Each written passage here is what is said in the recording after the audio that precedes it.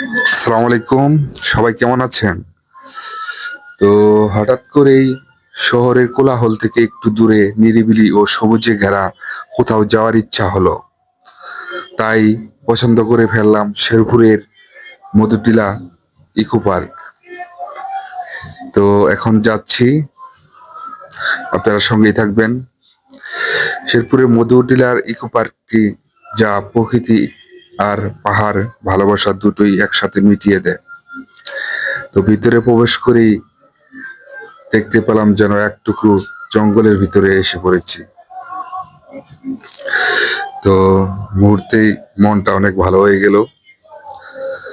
তো আপনারা সঙ্গে থাকুন।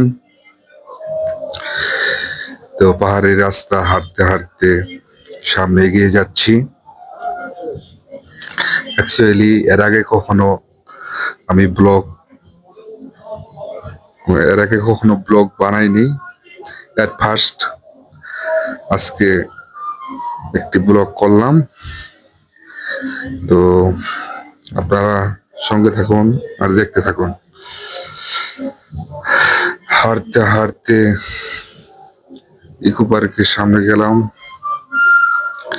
দেন একটা মেয়েরে জিগাইলাম, তো ওয়াচ টাওয়ারটা কোন দিক দিয়ে যেতে হবে। মেয়েটি বলল সামনে দিয়ে যান, ভালো হবে। অ্যাকচুয়ালি অনেকদিন পরে আসলাম এখানে।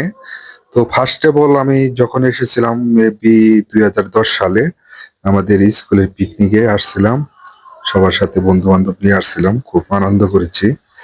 তো ওই টাইমটা ছিল পিকনিকের সিজন।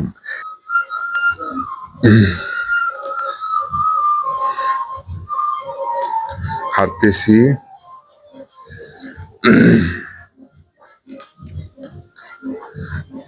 অ্যাকচুয়ালি আপনার যদি মন খারাপ থাকে তাহলে চার দেয়ালের ভিতরে না থেকে সময় পেলে একটু ঘুরতে যাবেন, মনটা ফ্রেশ হয়ে যাবে, প্রকৃতি উপভোগ করবেন। ঘোরাফেরা করলে মনটা ভালো থাকে।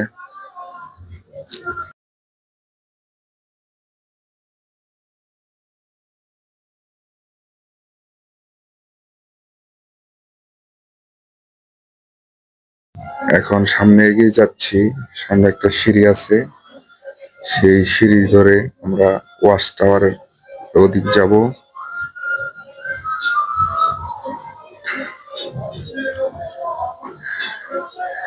তো বিকাল টাইমে গিয়েছিলাম,